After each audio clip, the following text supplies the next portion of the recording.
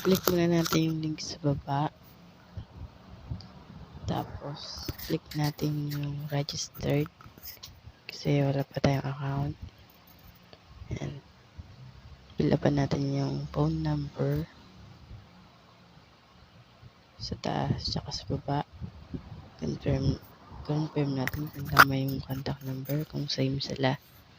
Tapos, create tayo ng password na bago. Ayan. Ayan. Pag okay na yung password, pag hindi pa pwede yung password, palit-palit tayo ng password. Pero pag okay na siya. Ayan, dito na tayo. Punta na tayo, okay na siya. Nakapasok na tayo. Ito, existing account na sa akin. Ituturo ko na lang yung kung paano mag-recharge. Ayan. Click natin yung recharge. For example, 500.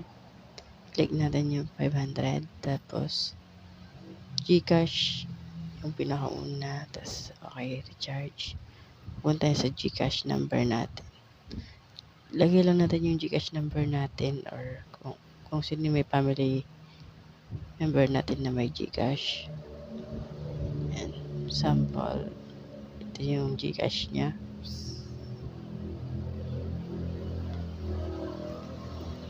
Allow lang natin. Tapos, pupunta na siya sa GCash sa payment method.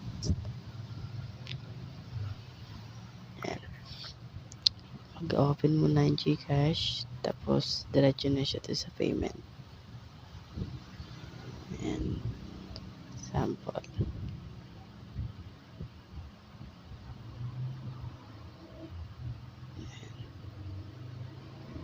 Okay, pag na natin, loading pa lang siya. Tapos, pag nag-open na yan, diretso na yan sa payment method. Sa pagbabayaran natin kung kaya na tayong babayad. Yan. Iba-iba yung pwedeng pagbayaran kasi pupuno yung GCash account nila. Yan. Okay na. Tapos, optional lang yung message. Okay na. Tapos, confirm lang natin. Tapos, send na. Tapos, yan. Dahil, existing na siya, pupunta na siya dito. Sa, yan, dyan.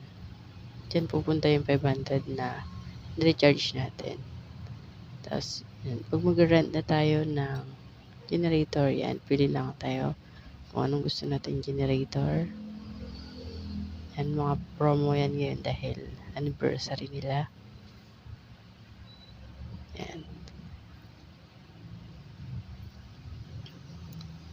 Mas maganda to kung meron tayong budget na mas malaki-laki. Yan. 1,000 kasi per 11 kilowatts ata to.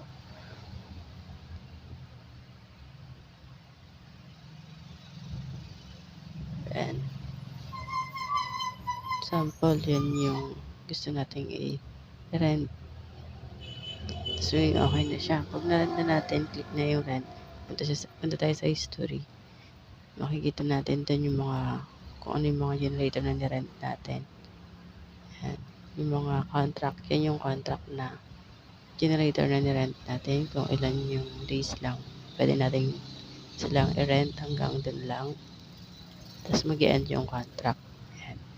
So, kung ilan yung marireceive. Ito naman pag kukuha tayo mag-claim tayo ng electricity. Yan. Pag na-claim na natin, wala pa ako kasi na-claim ko na kanina. Yan, sample. 6 yung na-claim natin. Tapos 54 yung katumbas niya dahil 9 pesos. Tapos, confirm, i-sell na natin. Confirm electricity sales.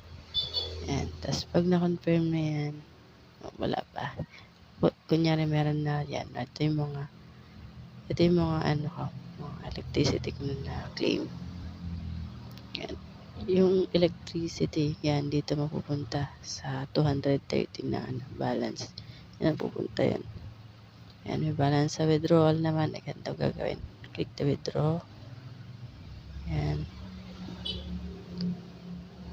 Number ng Gcash na pag-withdrawhan natin.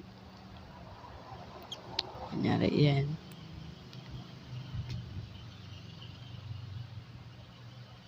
Tapos, yan. Pag okay na, yung amount na i-withdraw natin. Kunyari, i-withdraw natin 200. 200, lagyan natin 200.